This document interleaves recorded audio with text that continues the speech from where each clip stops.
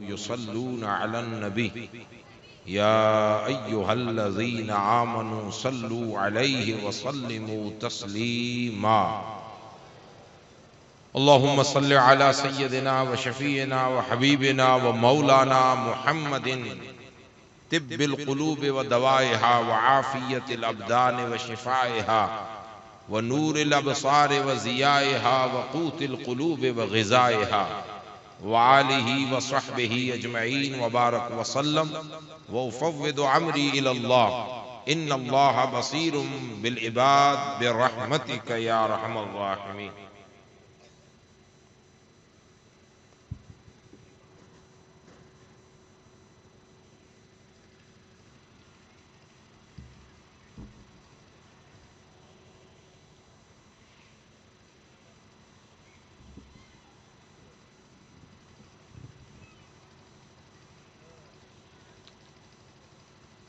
الحمدللہ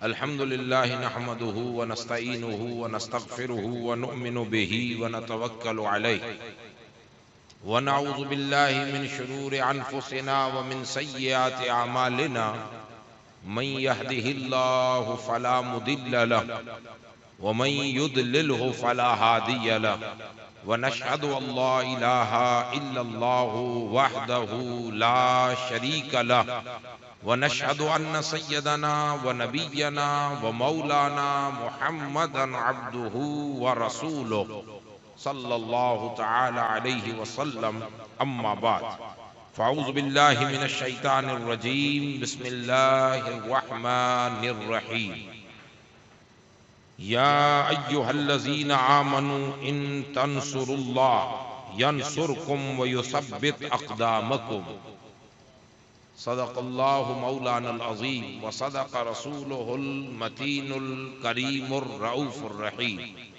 وَنَحْنُ عَلَى مَا قَالَ رَبُّنَا عَلَى لِسَانِ نَبِيِّنَا لَمِنَ الشَّاهِدِينَ وَالشَّاكِرِينَ وَالْحَمْدُ لِلَّهِ رَبِّ الْعَالَمِينَ قال الله تعالى في عظمة سيدنا وسيد المرسلين صلى الله تعالى عليه وسلم أعوذ بالله من الشيطان الرجيم إن الله وملائكته يصلون على النبي يا أيها الذين آمنوا صلوا عليه وسلموا تسليما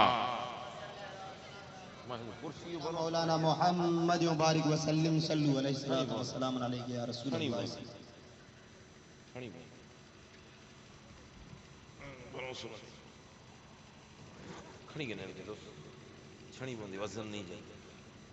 وصحبہ اجمعین وبارک وسلم صلاۃ و سلام علیکہ یا سیدی یا رسول اللہ صلاۃ و سلام علیکہ یا سیدی یا حبیب اللہ صلی اللہ تعالی علیہ وسلم۔ رب ذوالجلال اپنے فضل و کرم اور اپنے حبیب طبیب کل جہان صلی اللہ علیہ وسلم کی پاک زلف عنبری اور نالین پاک کی برکتوں اور سعادتوں کے طفیل اپنی بارگاہ میں آج کی اس عظیم الشان محفل سعید کو قبول فرمائے۔ ہم تمام لوگوں کی حاضری اپنے حبیب مکرم کی بارگاہ میں بسلسلہ جشن معراج النبی کے عنوان سے اس اہتمام میں ہماری اس حاضری کو اللہ پاک منظور فرمائے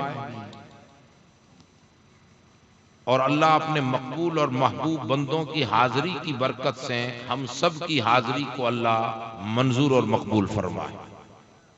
قرآن مجید کی سورہ محمد کی 7 نمبر آیت تلاوت کرنے کا شرف حاصل کیا ہے۔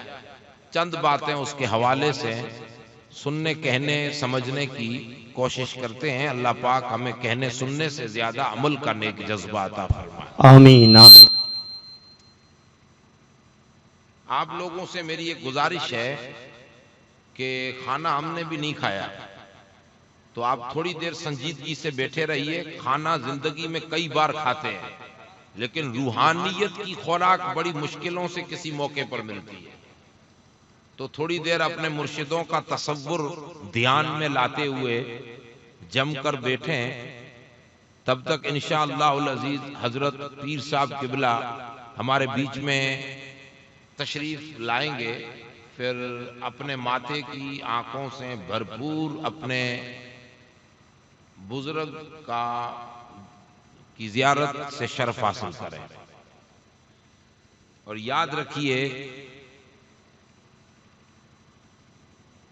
نیک لوگوں کا ذکر جس جگہ ہو،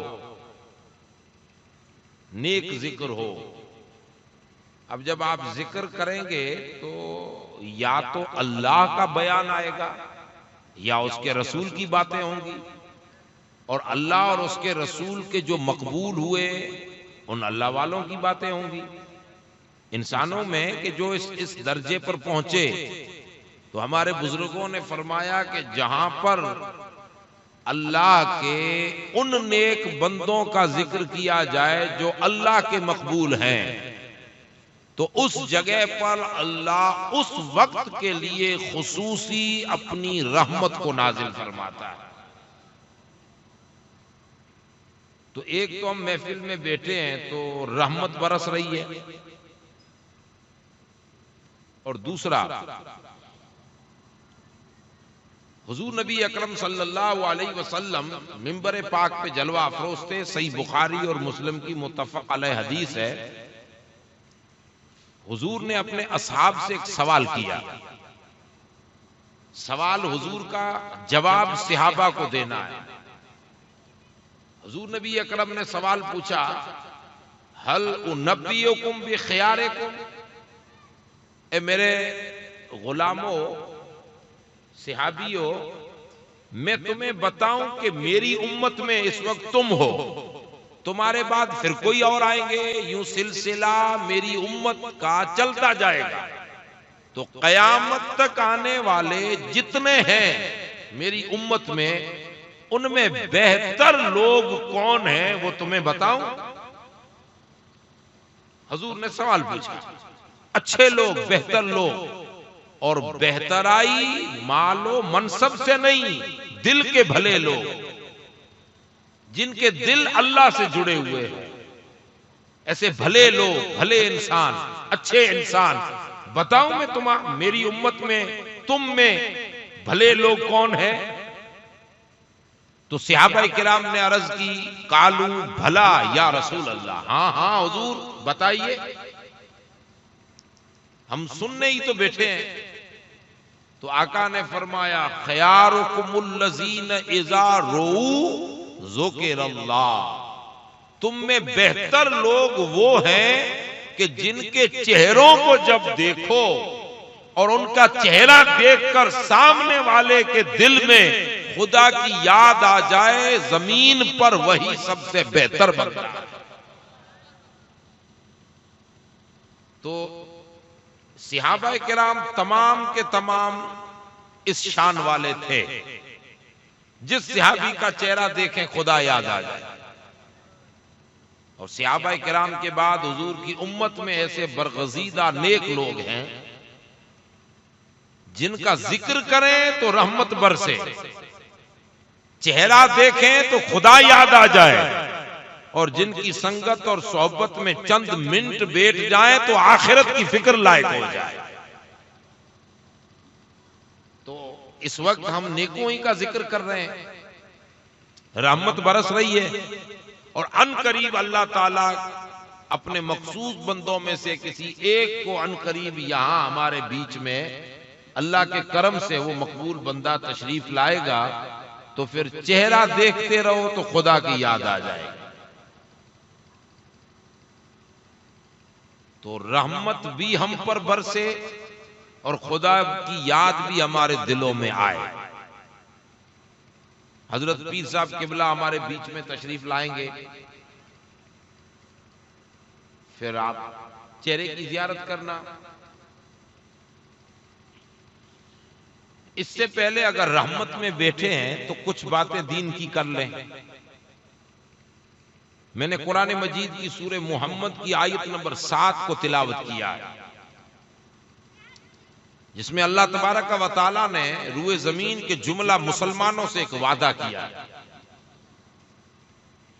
اور اللہ کا کیا ہوا وعدہ اس کی شان یہ ہے کہ ان اللہ لا یخلف المیعاد، اللہ وعدہ خلافی نہیں کرتا، اللہ وعدہ خلافی نہیں کرتا۔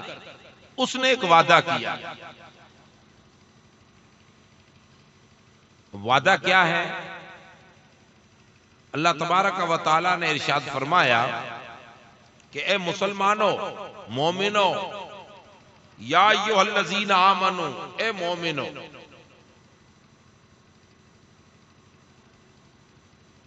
جب قرآن یا ایھا الذین آمنو کہتا ہے تو مومن بندے مراد ہوتے ہیں جن کے دلوں میں ایمان ہے۔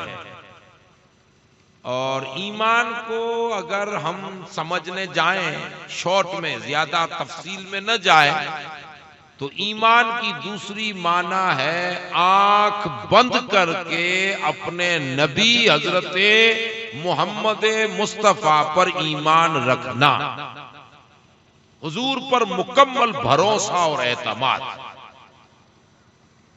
حضور نبی اکرم کو ہم نے اپنا آقا و مولا کلمہ پڑھائے تو آنکھ بند کر کے بھروسہ کرنا، حضور نے جو کہہ دیا وہ حق ہے، اس میں عقل کو دخل نہیں دینا، حضور نے جو فرما دیا وہ حق ہے، اللہ نے حضور کو جو شان دے دی وہ حق ہے، حضور نبی اکرم کی جو عظمت حضور نے بیان فرمائی وہ حق ہے۔ اب عقل کو ایک طرف رکھ کر دل سے اس رسول معظم کی جملہ عظمتوں کو قبول کرنا، یہی اصل میں ایمان۔ تو قرآن مجید نے ان مومنوں سے جن کے دلوں میں نبی کی عزت ہے، اب دل میں اگر کسی کی عزت ہوگی تبھی تو اس کی بات آپ کے دل میں اترے گی۔ آپ کسی کو عزت ہی نہیں دے رہے، آپ کے دل میں اس کا کوئی مقام نہیں ہے، کوئی وقت نہیں ہے، تو آپ کیا کرو گے اور وہ آپ سے کیا امید رکھے گا؟ اسی لیے فرمایا مومنوں سے یہ بات کر رہا ہوں، دوسری دنیا سے بات نہیں کر رہا، یہ بات مومنوں سے ہے جنہوں نے میرے رسول پر کلمہ پڑھا، میرے رسول کو اپنا آقا مولا تسلیم کیا، اور میرے رسول سے اپنی دنیا بھی وابستہ کی ہے اور آخرت بھی وابستہ رکھی ہے، ان مومنوں سے۔ تو اس وقت ہم جتنے یہاں بیٹھے ہیں کیا مومن ہیں کہ نہیں ہیں؟ بولیے، ہم سب لوگ مومن ہیں۔ اب ہم سے اللہ فرما رہا ہے، اس وقت ہم سن رہے ہیں تو ہم سے خطاب ہے، ورنہ جو قرآن پڑھے، جو مومن ہو، سب سے خطاب ہے۔ اللہ پاک نے ارشاد فرمایا یا ایھا الذین آمنو، اے مومنو، حالات دنیا میں بدلتے ہیں، حالات دنیا میں بدلتے ہیں، حکومتیں بدلتی ہیں، کاروباری سطح پر بھی حالات بدلتے ہیں، تکلیفیں آتی ہیں، دکھ آتے ہیں۔ مالی اعتبار سے دو طرح کے دکھ اور دو طرح کے ٹینشن زیادہ تر انسانوں کی طبیعت میں رہتے ہیں۔ ایک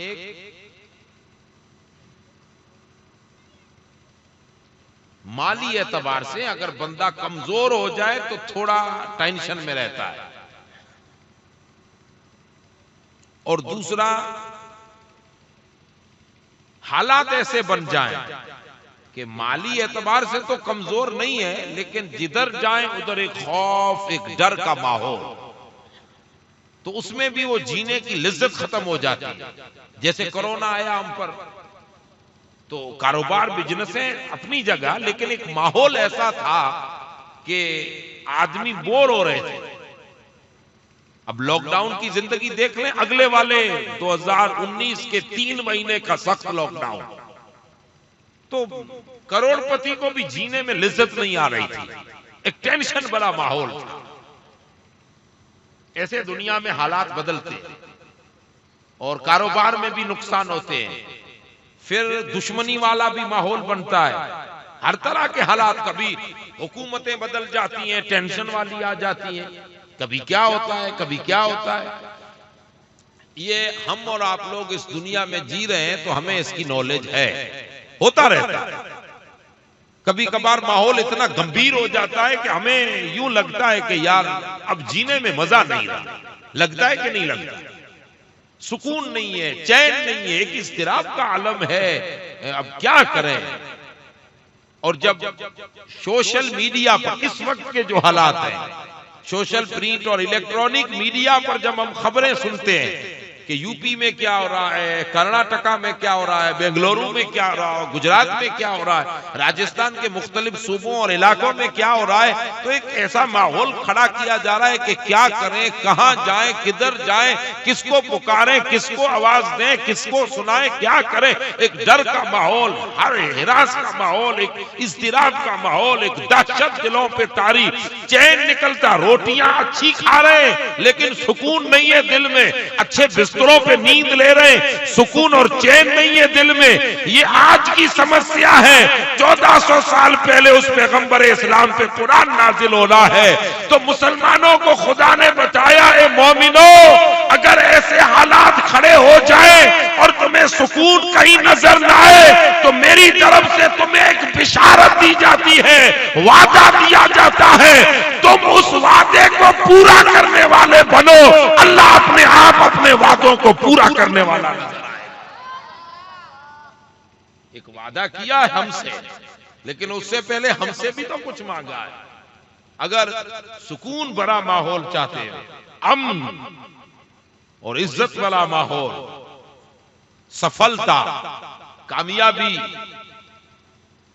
اور یاد رکھیے ایک بیچ میں بات سمجھا دوں کہ یہ تصور اسلام کا نہیں ہے کہ دنیا جیسے تیسے جی لو، مرنے کے بعد مسلمانوں کو جنت ملے گی۔ یہ تصور اسلام کا بولیے نہیں ہے، یہ تصور کسی دوسرے نے ٹھوک دیا ہے۔ اسلام کا تصور یہ ہے کہ دنیا کو بھی بہترین بناؤ اور اس بہترین دنیا میں خود کو اتنے بہتر بناؤ کہ آخرت تمہاری دنیا میں ہی سنور جائے۔ سمجھ رہے ہیں باتوں کو؟ ایک دعا ہے نمازوں میں آپ لوگ سنتے ہیں، دعا کیا ہے؟ ربنا آتینا فی الدنیا حسنہ، اے اللہ ہمیں دنیا کی زندگی میں بھی اچھائی عطا فرما، یعنی ہماری دنیا کو بھی اچھا رکھ اور آخرت کو بھی اچھا فرما۔ تو یہ تصور نہیں ہے کہ بھئی دنیا میں تو جیسے تیسے جی لیں گے، آخرت ہماری نہیں، دنیا میں جیسے تیسے کیوں جیئیں، بہترین شان کے ساتھ جیئیں گے۔ جیسے تیسے جینے والے ہم تھوڑی نہ ہیں، جیسے تیسے نبیوں کے امتی بھی تھوڑی نہ ہیں، ہم اس پیغمبر اسلام کے امتی ہیں جس نے اللہ کی بارگاہ میں وہ درجہ پایا ہے کہ رب فرماتا ہے محبوب 1.25 لاکھ نبی زمین پر آئے، ہر کسی کو میرے دید کی طلب تھی، لیکن اپنا دیدار کسے نہ کروایا۔ اگر میرا کوئی جلوہ دیکھ سکے تو کائنات بنو آدم میں ایک ہی آنکھ محمد کی ہے جو خدا کا جلوہ دیکھ سکتا ہے۔ ہم پیغمبر اسلام حضرت محمد مصطفیٰ کے امتی ہیں جس نے خدا کو روبرو دیکھا ہے معراج میں، روبرو۔ اب دنیا مانے نہ مانے اس سے ہمیں کیا مطلب ہے؟ مسلمان کلمہ پڑھنے والا ایک کہتا ہے روبرو دیکھا، ایک کہتا ہے نہیں دیکھا، تو ہم نئی والی پالٹی کو دیکھتے ہی نہیں ہیں۔ ہم تو اپنے محبوب کی تعریف ہی سننا پسند کرتے ہیں۔ کون ہے جو اپنے باپ کی غلطیاں سننا پسند کرے؟ کوئی ہے؟ تم میں کا کوئی ہے؟ جب ہم اپنے ابا کی غلطیاں سننا گوارا نہیں کرتے تو 1000 ابا اور 1000 مائیں مل کر ممتا کا مقابلہ نہ کریں رحمت کا، اس رسول کی غلطیاں سننا کیسے گوارا کریں؟ تو ہم تو کہتے ہیں روبرو حضور نے اللہ کو دیکھا، ملاقات کی، اور قرآن نے یہی کہا ہے کہ انسان کے لیے ممکن نہیں ہے، وہ لامکاں پہ انسان نہیں آ سکتا، آسمانوں کو پھاڑ کے کوئی انسان نہیں آ سکتا۔ تو اے دنیا کے لوگوں تم میرے رسول کے آنے کو نہ دیکھو، وہ تو آیا ہی نہیں ہے۔ تو پھر مولا کیا ہے؟ فرمایا سبحان الذی اسری بعبدہ لیلا من المسجد الحرام، میرا محبوب نہیں آیا، وہ تو ام ہانی کے گھر بستر پر سویا تھا، اس کے رب نے اس کو بلایا۔ واہ واہ واہ واہ، اپنی مرضی سے آتا تو دروازے بند ہوتے، اپنی مرضی سے آتا تو انسانی طاقت تھک جاتی، لیکن میرا مصطفیٰ اپنی مرضی سے نہیں آیا، خدا کے حکم سے آیا ہے۔ تو جو رب بلانا جانتا ہے وہ اپنی روح برو کیسے بلانا ہے وہ راستے بھی دکھانا جانتا ہے۔ بے شک، اسی لیے ہم اس دنیا میں جیسی تیسی زندگی جئیں گے، آپ کو جینی ہے؟ نہیں جیسی تیسی جینی ہے نہیں، تو کیسی جینی ہے؟ بہترین زندگی جینی ہے، ایسی زندگی جینی ہے، سناؤں اس پر بات۔ ارے او بیٹا لوگ، تم آواز مت کرو نا بیٹا، شانتی سے بیٹھے رہو، یا تھوڑا گھوم کے آؤ، پیر صاحب ہے تب تک گھوم کے آؤ، جاؤ ان کو چھٹی دو، کھانا بنا کھائیں، گھوم کے آئے، تو پھر آواز مت کرو، یہ چپا چپ بیٹھے رہو بیٹا۔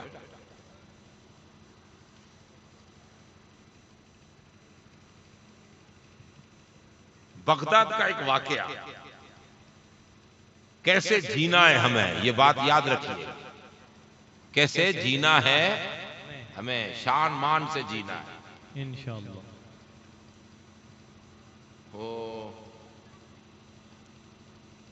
وہ دنیا والے لوگ کہتے ہیں نا اونچے لوگ اونچی پسند، بولتے ہیں کہ نہیں بولتے؟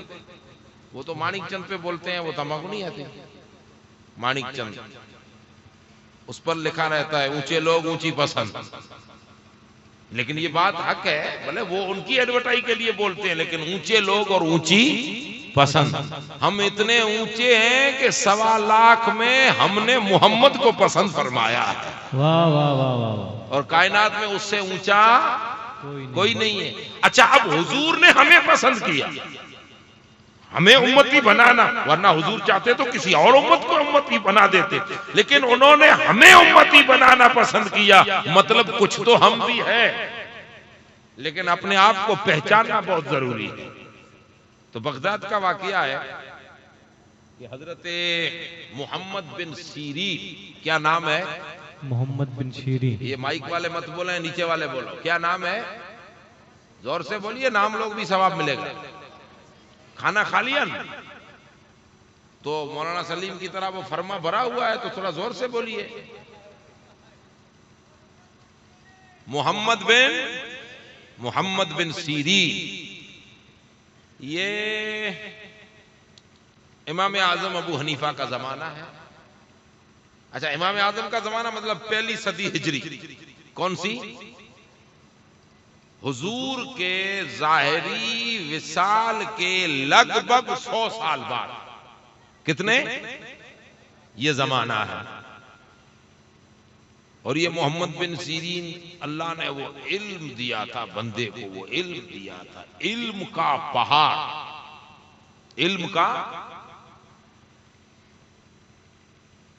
امام اعظم ابو حنیفہ کے کئی خوابوں کی تعبیر آپ فرمایا کرتے تھے، بہت بڑے عالم، لیکن اللہ نے ان کو وجاہت دی تھی، قد و قامت۔ اب ایک دم انسان کتنا بھی بڑا عالم ہو لیکن ٹھنگنا ہو تو سمجھ رہے ہیں بات کو،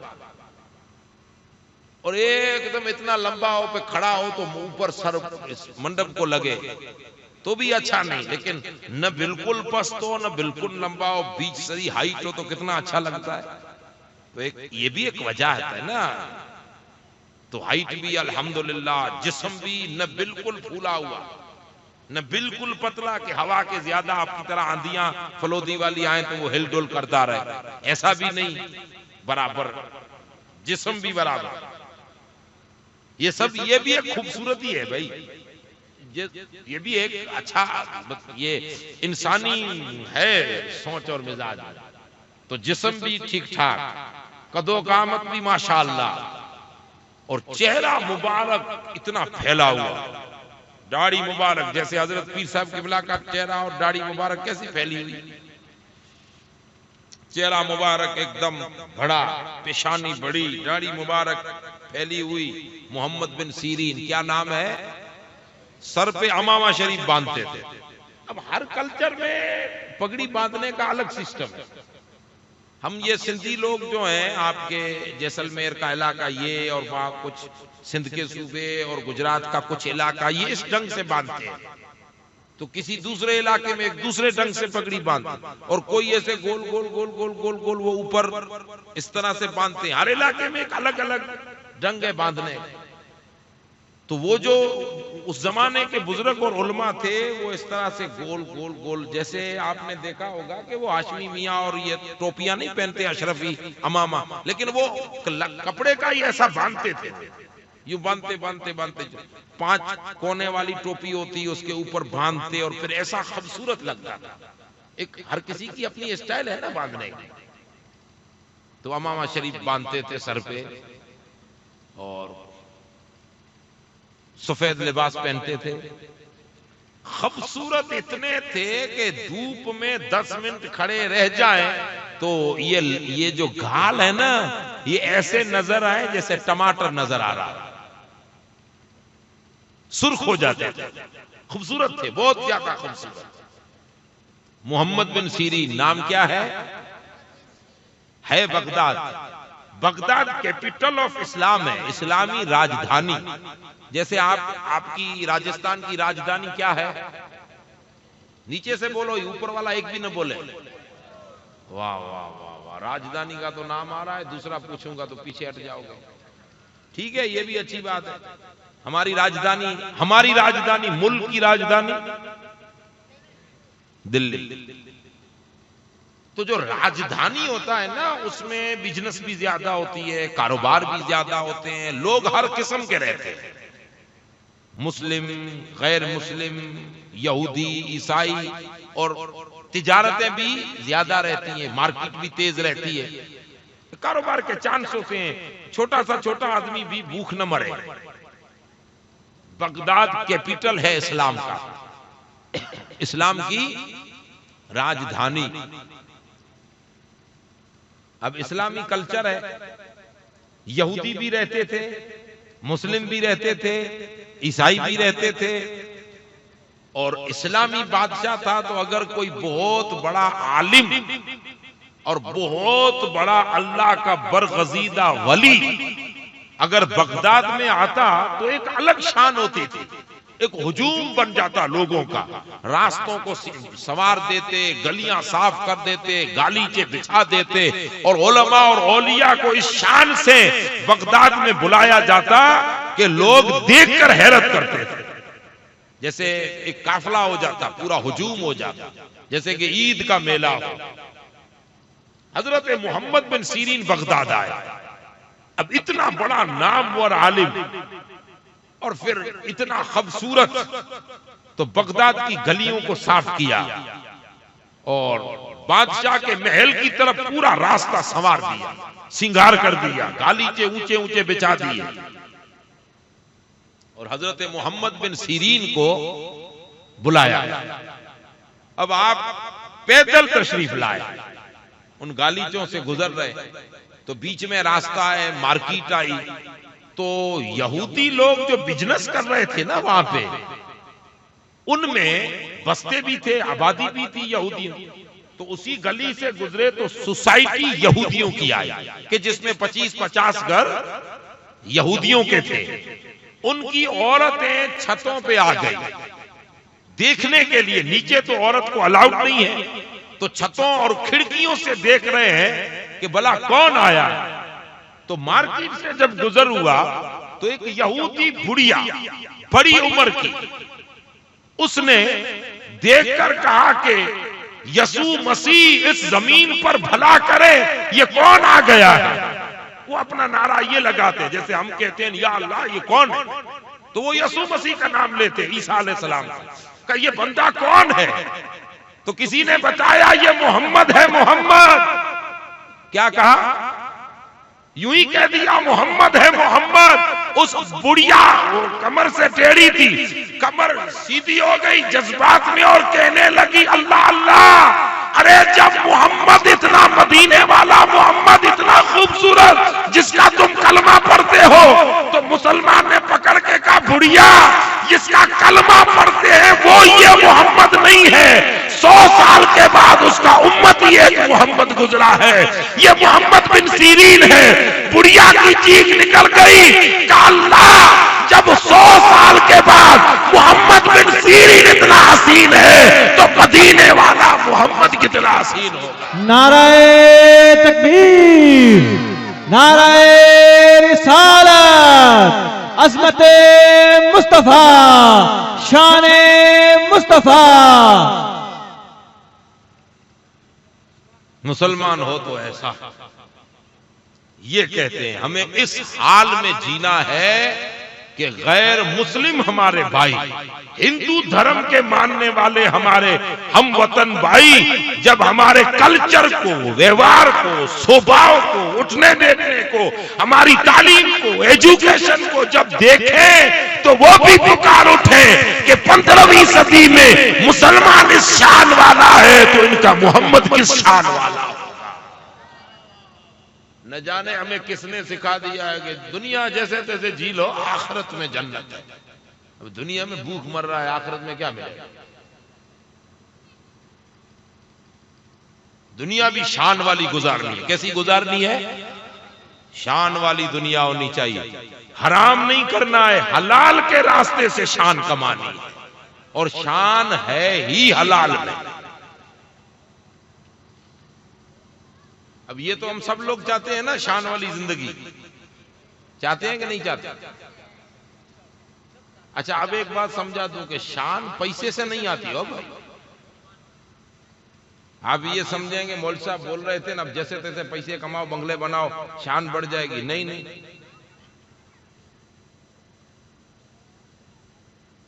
شان پیوں اور روپیوں سے نہیں آتی۔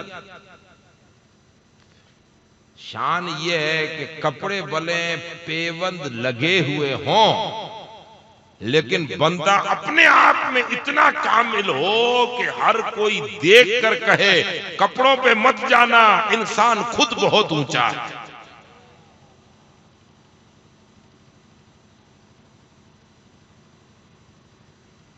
اور خیر اگر اس موضوع پر بات کریں تو طویل ہو جائے گی، تو ہمیں زندگی شان والی جینی ہے۔ جینی ہے کہ نہیں جینی؟ نہیں جینی؟ آپ کی مرضی بھائی۔ اچھا جینی ہے، اب آئیے قرآن کی طرف۔ قرآن کہتا ہے شان والی زندگی یہ ہو کہ ڈر تمہارے دلوں میں نہ ہو، احساس کم تری۔ آپ بس ریلوے اسٹیشن پہ، ٹھیک ہے ریلوے اسٹیشن تو آپ عام چیز ہے، آپ دلی کے ایئرپورٹ پہ گئے، چھترپتی شیواجی ایئرپورٹ بمبئی پر گئے اور آپ دیکھ رہے ہو یار اپنی فلائٹ کہاں ہوگی، اے بھائی جان تھوڑا فلائٹ بتا دیں، تو اس وقت جو ہمیں احساس ہوتا ہے نا کم تری کا، یار ہم دوسروں سے پوچھیں وہ قوم جس نے دنیا کو سب کچھ سکھایا آج وہ دوسروں سے سیکھ رہی ہے، تو اس وقت ہمیں تھوڑا آپ کی بھاشا میں کیا بولتے ہیں احساس کم تری کو؟ ارے افسوس تو اردو ہے، موڑو موڑو، موڑ نہیں یار، احساس کم تری، ایسے مطلب ایسے لگتا ہے کہ یار یہ ٹھیک نہیں ہے، اس کو اپنی بھاشا میں کیا بولتے ہیں؟ ایسا لگے لگتا ہے کہ نہیں لگتا ہے؟ اچھا اور سیدھی سادھی بات، آپ اپنے نگر نگم میں جائیں اور آپ کو چھوٹا موٹا کام کروانا ہو لیکن لیٹر انگلش میں ہو، ارے یار تو پڑھنا نہیں آتا، صاحب جی تھوڑا یہ پڑھیں اور پھر بتائیں کہ کیا ہے، اس وقت کیسا لگتا ہے؟ برا لگتا ہے نا؟ بھی آپ سے پوچھ رہا ہوں ادھر ادھر دھیان مت دیں بھائی، میری طرف دھیان دیں۔ برا لگتا ہے کہ نہیں لگتا ہے؟ اور قرآن کہتا ہے برا نہ لگے، یعنی یہ تمہیں دن ہی نہ دیکھنا پڑے کہ تم اوروں سے پوچھو، بلکہ دن تمہارے یہ ہوں کہ تم بکریاں چرا رہے ہو اور بڑی گاڑی میں جاتا ہوا افسر بھی تم سے سوال پوچھنے آئے اور تم سے صلاح لینے آئے، کپڑے تمہارے ٹوٹے ہوں لیکن افسر بھی کھڑا ہو کر تمہیں سلام کرے، یہ شان والی زندگی ہے۔ اگر ایسی زندگی جینا چاہتے ہو تو قرآن کہتا ہے، تم اللہ کہتا ہے تم مجھ سے وعدہ کرو میں تم سے وعدہ کر دیتا ہوں۔ اب آپ کو ایسی زندگی جینی ہے کہ نہیں؟ تو ذرا قرآن مجید کی طرف آئیں گے، سمجھیں گے؟ شوق ہے کہ پوری کر دوں؟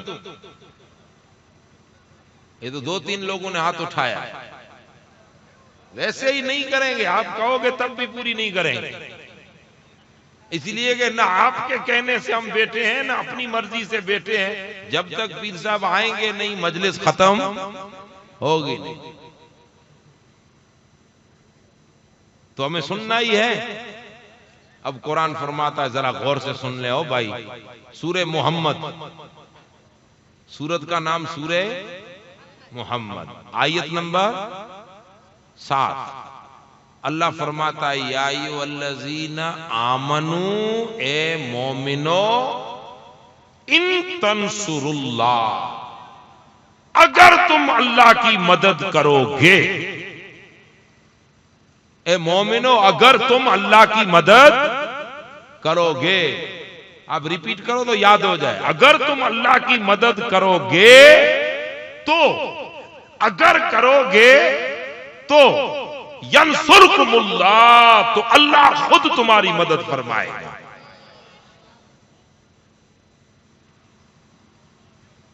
تو ایک اس نے وعدہ کیا کہ میں مدد کروں گا، لیکن کب؟ جب پہلے تم مدد کرو۔ بات سمجھ میں آئی؟ اچھا اب ہم اللہ کی مدد کیسے کریں؟ ہم کیسے اللہ کی مدد کریں؟ اللہ پانی پینے سے پاک، کھانا کھانے سے پاک،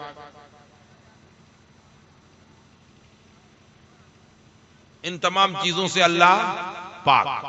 ہم اللہ کی مدد کیسے کریں؟ کوئی راستہ ہے آپ کی سمجھ میں کوئی بات آ رہی ہے کہ اللہ کی مدد کرنا چاہتے ہو تو کیسے کریں؟ اور قرآن نے یہ شرط لگائی ہے کہ اگر تم مدد کرو گے تو وہ مدد کرے گا، لیکن پہلے تم، یعنی اے مومنو، تم مومن ہو تو اللہ کی مدد کرو۔ اللہ کی مدد کیسے کریں؟ سمجھ میں بات نہیں آ رہی؟ فرمایا سمجھا رہا ہوں، تم اگر اللہ کی مدد کرو گے تو بدلے میں اللہ تمہاری مدد کرے گا۔ ایک بات، اور وہ رب ہے جب بھی دیتا ہے نا تو ڈبل ہی دیتا ہے۔ تو آپ نے مدد کی، اس نے تمہاری مدد کر دی، یہ تو فٹوس ہو گیا۔ تم نے اس کی مدد کی، اس نے تمہاری مدد کی، تو بدلہ اور ڈبل کیا دیا؟ فرمایا یثبت اقدامکم، اور ڈبل بدلہ یہ ہے کہ تمہارے قدموں کو اللہ مضبوط بنا دے،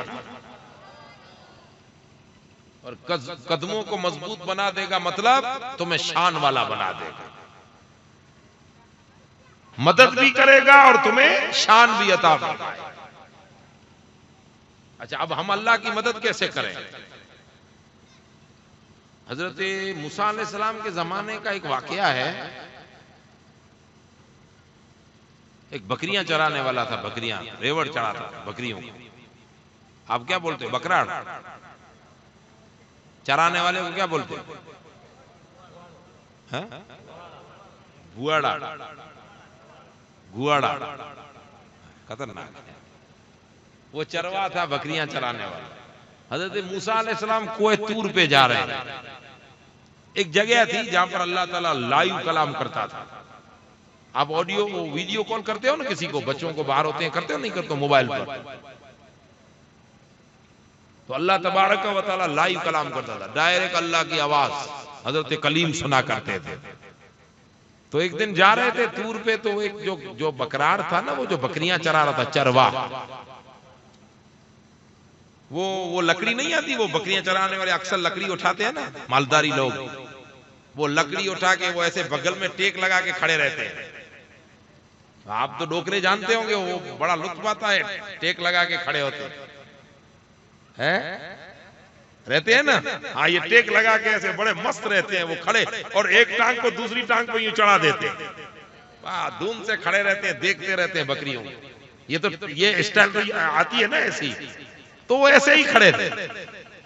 کھڑا اس دھن میں تھا, سر اس کا آسمان کی طرف, اور ایک ڈنگ سے کھڑا ہے, اور اوپر دیکھ کے, بکریوں کو نہیں دیکھ رہا, اوپر دیکھ کے کہہ رہا ہے یا اللہ تو اگر میرے پاس آ جائے تو تجھے کھانا کھلاؤں, تجھے نئے کپڑے پہناؤں, تیرے میلے کپڑے دھلائی کر دوں, تجھے آنکھوں میں سرما لگا دوں, تیرے بالوں میں تیل ڈال دوں, تجھے کنگھی کر دوں, پھر تجھے یہ کر دوں, پھر تجھے وہ کر دوں.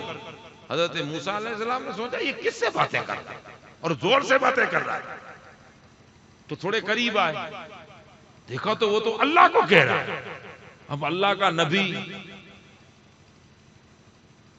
اگر یار یہ کیا باتیں کر رہا ہے, اللہ تو کھانے سے پاک, وہ انسان تھوڑی نہ ہے, کپڑے پہننے سے, کپڑے دھلائی, یہ کیا باتیں کر رہا ہے. تو حضرت موسیٰ نے ایک بار, او ڈوکرا, وہ اپنی مستی میں مست تھا. حضرت موسیٰ نے پھر کہا ڈوکرے, لیکن ڈوکرا آئے کو دھیان دے, ادھر ہی دھیان دے. تو حضرت موسیٰ کے پاس لکڑی رہتی تھی, عصا جو کبھی سانپ بنی تھی, ازدا, وہ ساتھ ہی رہتی تھی. آپ نے وہ سوٹ لکڑی نکالی اور 2-3 دے ماری پیٹھ پہ. تو جیسے پیٹھ پہ ایک لگی دھیان نہیں ہٹا, دوسری لگی نہیں ہٹا, تیسری لگی تو تھوڑا درد ہوا, مڑ کے دیکھا دوبارے نبی آپ. حضرت موسیٰ نے کہا کیا بکواس کر رہا ہے اللہ کی شان میں, سرما لگاؤں, کھانا کھلاؤں, تیل لگاؤں, یہ کنگھی کروں, وہ کروں, بے ادبی ہے یہ. ہاں بھول ہو گئی. حضرت موسیٰ, بس وہ تو پھر حضرت موسیٰ چلے گئے. اب اس نے کیا کیا, آسمان کی طرف دیکھے گا, واڑے اللہ واہ, تو تجھے یاد کروں تب بھی مار کھلائے, اور نہ کروں تو خود مار دے. میں کروں تو کیا کروں, اگر تجھے یاد کروں تو تیرے نبیوں سے مار کھلائے, اور تجھے نہیں یاد کروں تو تو خود مار دے. کیا کروں, بس یوں کہہ دیا. اب وہ پھر بکریاں چراوا تھا, بکریوں میں لگ گیا. اب بکریاں ہیں, کبھی اس پار ہیں تو کبھی اس پار ہیں. حضرت موسیٰ گھنٹہ 2 گھنٹہ 3 گھنٹہ جہاں تک باتیں تھی اللہ سے کی, واپس ہوئے تو اللہ پاک نے فرمایا کلیم اپنی باتیں ہو گئی, اب ذرا ایک بات کہوں. میرے کلیم کا جی باری تعالیٰ کا, میرے بندے کو بیچ میں تو ناراض کر کے آیا ہے, اس سے تھوڑی معافی مانگ لینا. معافی مانگنے کا معنی یہ ہے کہ اسے خوش کر دینا, اور معافی مانگنے کا وہ ہمارا والا معاملہ نہیں ہے. کیا بھائی جان بھول ہو گئی تو میں نے تجھے ڈنڈے مار دیے, معاف کرنا ہو, نہیں تو اللہ مجھے پوچھے گا. بڑے لوگ چھوٹوں سے معافی مانگا نہیں کرتے. تو پھر معافی مانگنے کا کیا معنی ہے؟ معافی مانگنے کا معنی یہ ہے کہ اس کے سر پہ ہاتھ پھیر, اس کو قریب بٹھا, اس کو گلے لگا, اور خالی خوشی سے 2 باتیں کر دے, وہ اپنے آپ دل سے تجھے معاف کر دے, خوش ہو جائے گا. یہ بچے پڑھتے ہیں استاد کے پاس, بچے پڑھیں یا ہم سب باپ ہیں, تو بچے غلطی کرتے ہیں تو ٹھوک دیتے ہیں نہیں ٹھوکتے, 2-3 تماچ مار دیتے ہیں, کبھی لکڑی مار دیتے ہیں. پھر ہمارا اندروں اندر کہتا ہے غلط کیا, کہتا ہے کہ دل میں احساس ہوتا ہے کہ یار بچے تھے بیچارے. تو اب کیا بچوں کو پکڑ کے کہیں گے یار معاف کرنا ہو بیٹا, میں نے تجھے مار دیا, ایسا کرتے ہیں نہیں. تو کیا کرتے ہیں, دوسری بار 2-3 گھنٹے بعد اس کو بلاتے ہیں, چاکلیٹ کھلاتے ہیں, کلفی کھلاتے ہیں, کوئی ٹھنڈا لے آتے ہیں, کوئی بڑھیا بریانی کہیں سے لے کے کھلاتے ہیں, بٹھاتے ہیں, بائک پر گھماتے ہیں, موبائل ہاتھ میں دیتے ہیں, وہ موج میں آ جاتا ہے, خوش ہو جاتا ہے, وہ بھول جاتا ہے کہ ابھی ابھی مجھے مار بھی پڑی تھی. باپ کی شفقت اس مار کو بھلا دیتی, تو نبی کی شفقت اس مار کو بلا لا. حضرت موسیٰ نے کہا مولا تیرا کون سا بندہ, کہ وہ بکریاں چرانے والا, وہ میرا مقبول بندہ ہے, میرا مقبول بندہ. ارے مولا وہ تو تیری شان میں گستاخی کر رہا تھا, تجھے کھانا کھلا رہا تھا, پانی پلا رہا تھا, کپڑے اتار رہا تھا, کپڑے پہنا رہا تھا, استری کر رہا تھا, پانی کی بالٹیاں لا رہا تھا, وہ سرما لگا رہا تھا, وہ تیل لگا رہا تھا, وہ کنگھی کر رہا تھا, وہ تو الٹا سیدھا بول رہا تھا, تو اسے تو سبق سکھایا ہے میں نے. اللہ پاک نے فرمایا میرے کلیم وہ جو بول رہا تھا وہ میرے لیے بول رہا تھا نا، تجھے تو نہیں بول رہا تھا. میں جانوں، میرا بندہ جانے. تو نے خالی اس کی زبان دیکھی ہے، تیرا رب تو اس کے دل کو جانتا. اب حضرت کلیم ریٹرن ہوئے. اب یہ جو واقعات ایسے ملتے ہیں نا، واقعات، ایک بات سمجھا دوں بیچ میں. تو ہمارے سنت والجماعت کے جیسے ممبر پر یہ اتنے علماء بیٹھے ہیں، ان میں سے کوئی سوچتا ہوگا یار یہ غلط واقعہ ہے، یہ ضعیف واقعات ہیں، یہ مولانا لوگ کہاں سے اٹھا کے لاتے ہیں ادھر ادھر، لوگوں کو بس جی ہرا کرنے کے لیے ادھر ادھر سنا دیتے ہیں. یہ نہیں ہے، یہ ایسے واقعہ نہیں بیان کرتے. اتنے بیٹھے ہیں تو کسی کے دل میں یہ بھی خیال آئے گا. اچھا، اب جو دوسرے فرقے والے لوگ ہیں بیچارے، جو سنت والجماعت میں ابھی تک نہیں ہیں، اللہ انہیں ہدایت دے دے کہ وہ بھی جلدی آ جائے. تو وہ بھی سوچتے ہوں گے سنی لوگوں کے پاس کچھ بچا ہی نہیں ہے. یہی ہے، یہ کوئی باتیں ہوئی، ٹھوس حدیث سنانی چاہیے، قرآن کا قصہ سنانا چاہیے، ایسے مطلب خیالات. اس کو بلایا گیا، اے چرواہ. تو اسے وہ پرانی مار یاد تھی. تو اللہ کے نبی نے 2 قدم آگے بڑھے، ذرا بٹھایا، پیار کیا، پھر سمجھایا کہ اللہ کی شان میں یہ الفاظ جو میں نے سنے وہ اللہ کی شان میں نہیں ہے، زیب نہیں دیتے، اور ہمارا رب ہے، ہمارا خالق ہے. میں بس کیوں سمجھا کے نکل گئے. اللہ پاک نے فرمایا میرے کلیم، اس کا دل اتنا ستھرا ہے، اس کا دل اتنا پاکیزہ ہے کہ میرا بندہ میری بارگاہ میں اتنا مقبول ہے کہ دل میں سوائے میرے کسی اور چیز کا دھیان نہیں ہے. اور بندہ جب مجھ سے وابستہ ہوتا ہے، میرا بن جاتا ہے، تو پھر میں بندے کو وہ نوازشیں دیتا ہوں. میرے نبی، میرے کلیم، میں بندے کی زبان کو نہیں دیکھتا، میں بندوں کے دلوں کو دیکھتا. تو ہم اللہ کی مدد سرما لگا کے تو کر نہیں سکتے جیسے اس چروائے نے کی ہے. ہم اللہ کی مدد ہم لوگ کیسے کریں؟ تو ہمارے پیارے نبی حضرت محمد مصطفیٰ صلی اللہ علیہ وسلم نے ہمیں سب کچھ تعلیم دی ہے. اللہ کا وعدہ ہے نا کہ تمہاری مدد آئے گی، اور میں نے پہلے پورا سمجھا دیا کہ اگر تم اللہ کی مدد چاہتے ہو تو اللہ کی مدد پہلے کرو، تو بدلے میں اللہ تمہیں شان والی زندگی دے گا. اور وہ شان تو آپ سمجھے کیسی شان والی کہ تمام تر دنیا کے ماحول کا اثر تمہارے دلوں پر نہیں ہوگا. لیکن ہم اللہ کی مدد کیسے کریں؟ یثبتکم اقدامکم، اللہ تمہارے قدموں کو ثابت بنا دے گا، مضبوط کر دے گا. تم ہٹ جاؤ گے دنیا میں، شان والے بن جاؤ گے، لیکن اللہ کی مدد کرو. مفسرین کرام نے تفسیر کرتے ہوئے لکھا کہ اللہ کی مدد کیسے کریں؟ تو فرمایا اللہ کی مدد کرنے کے 5 راستے ہیں. اللہ کی مدد کرنے کے 5 راستے، اور ان میں سے 5 کا نچوڑ یہ ہے کہ اللہ کی مدد کی معنی یہ نہیں کہ تمہیں خدا کی مدد، تم اللہ کی ڈائریکٹ مدد کرنے جاؤ، نہیں. اللہ کی مدد یہ ہے کہ جو خدا نے دین اپنے نبی کے قلب پر اتارا ہے، اور رسول اللہ جو دین لے کر آئے ہیں، جو رسول اللہ تعلیم لے کر آئے ہیں، جو سسٹم لے کر آئے ہیں، جو نظام لے کر آئے ہیں، جو پروٹوکول لے کر آئے ہیں، جو ایک اچھا عدل والا نظام لے کر آئے ہیں. اے مسلمانوں، اگر تمہیں اللہ کی مدد چاہیے تو جن علاقوں میں رسول کا دین کمزور پڑتا ہو، تم اپنے آپ میں دین کی مدد کرنے والے بنو، آٹومیٹکلی اللہ تمہاری مدد کرنے والا بن جائے.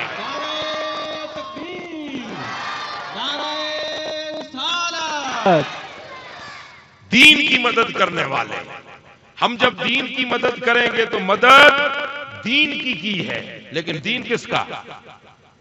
دین کس کا؟ مدد ہو گئی اللہ کی. اور رب کا وعدہ ہے کہ تو نے میری مدد کی، میرے دین کی مدد کی، اب میں بدلے میں تیری مدد کروں.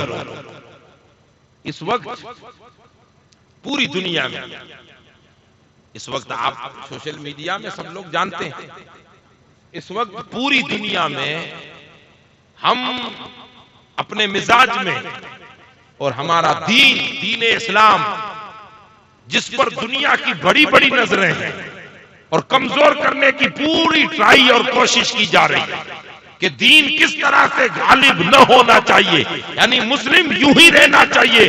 اور یہ آج نہیں، بھارت کی آزادی کو، میری طرف آپ دھیان دیجئے، وہ کام کر رہے ہیں. بھارت کی آزادی کو 70 سال پورے ہو گئے.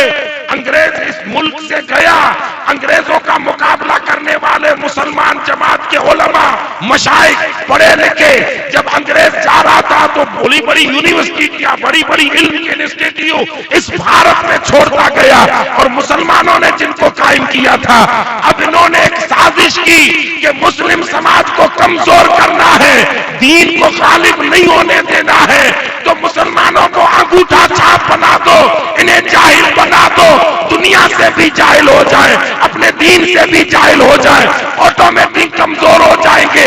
اس وقت پوری دنیا ہمیں جاہل بنانے کے لیے تلی ہے. ارے بھلودی والوں، آج سے 50 سال پہلے جس پرچونی والوں کا تم مرید بنے ہو، ان بزرگوں کو گوارا نہیں کہ ہمارے مرید شان کے بغیر زندگی جیے. اس لیے ولیوں کی نظر اٹھتی ہے اور دوجا سے کسی کو بھیجا جاتا ہے، وہ بھلودی آ کر واپس تمہیں علم کے میدان کا دوڑانے والا بناتا ہے، تاکہ انہی دنیا میں بھی عزت کماؤ، آخرت میں بھی عزت کماؤ.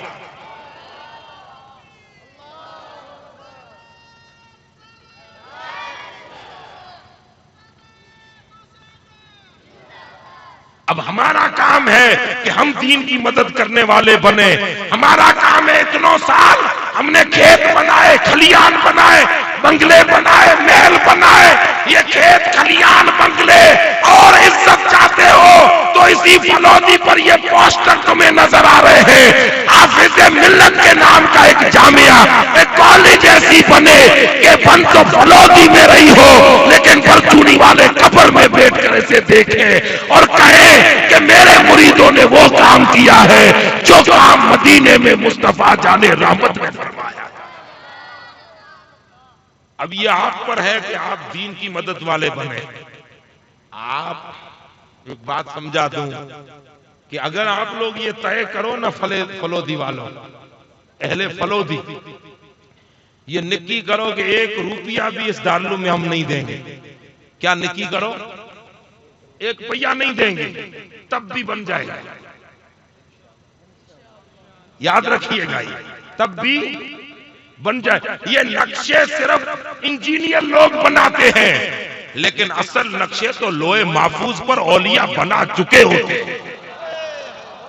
تب جا کر وہ نقش. آپ کو یاد ہے جامع مسجد بادشاہ نے خواب دیکھا تھا، کیسے بنی جامع مسجد؟ آپ ذرا یاد کریں کیسے بنی. یہی تو تھا کہ جو میرے ذہن میں ہے، جو میں نے خواب دیکھا ہے، بس مجھے ایسی مسجد بنانی.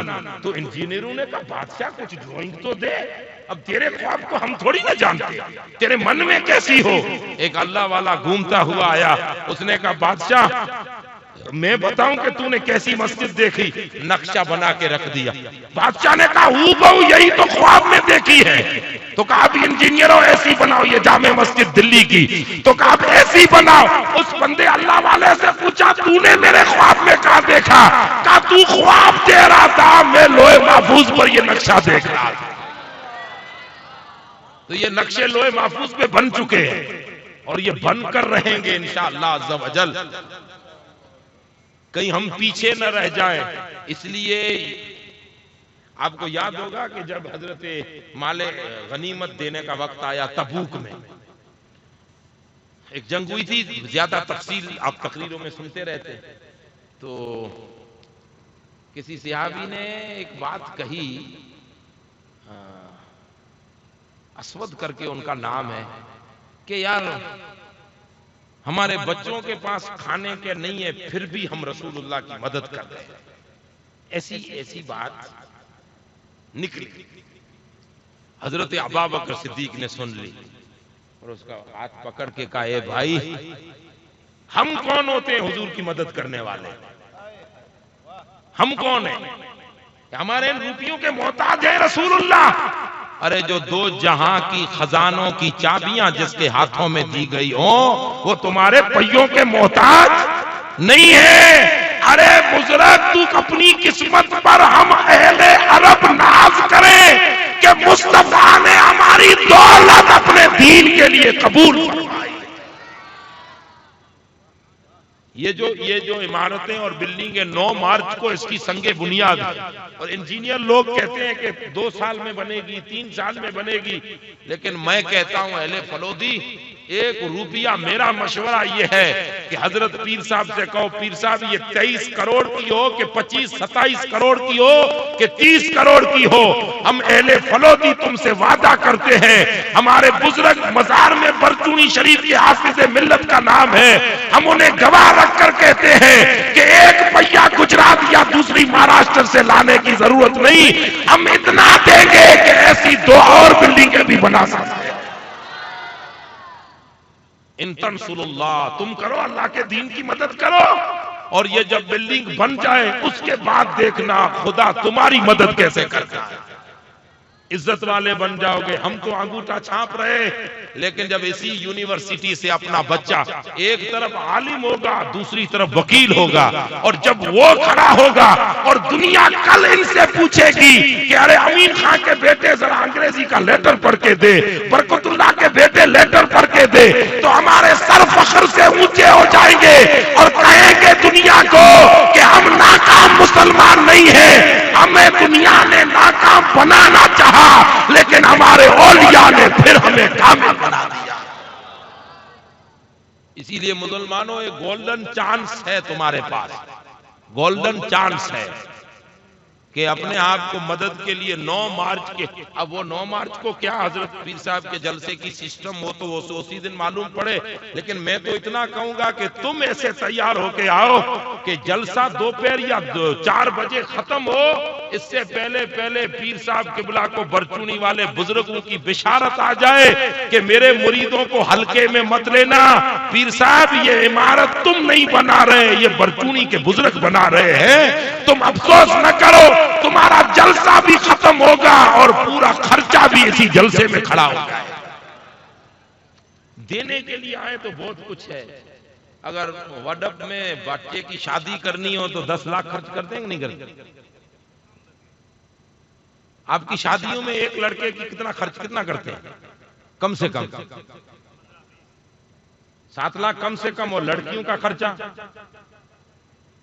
تو مان لو کہ اگر 10 لاکھ روپیہ شادی میں خرچہ کرتے ہو تو ہم کہیں ایک گھر ایک آدمی تو کہیں گے کہ نہیں، جس طرح کائنات کی فاطمہ لقطہ جگر کائنات کے رسول کی بیٹی حضرت محمد مصطفیٰ کی بیٹی کا نکاح سادگی سے ہوا، ان 3 سالوں میں ہم اپنی بیٹیوں کا سادگی سے نکاح کریں گے، اور یہ خرچ رسول اللہ کے دین کا قلعہ بنانے میں خرچ کریں گے، تاکہ یہ بچیوں کا مدرسہ بچوں کا بن جائے گا، تو اس دارالعلوم سے بچی پڑھ کے نکلے گی تو آٹومیٹکلی سیدہ فاطمہ الزہرا کا فیض اسے ضرور مل جائے گا۔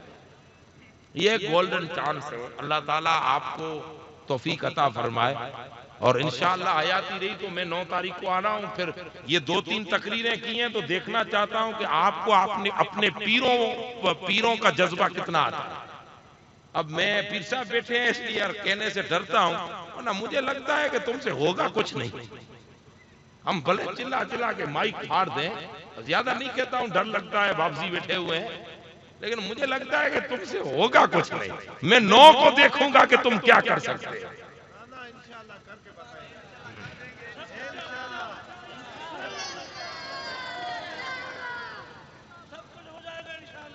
پیر صاحب قبلہ کہہ رہے ہیں سب کچھ ہو جائے گا انشاءاللہ۔ نعرہ تکبیر، نعرہ رسالت، نعرہ رسالت، عظمت اسلام، جامعہ فیضان حافظ ملت، جامعہ فیضان حافظ ملت، فیضان مرشدان گرامی۔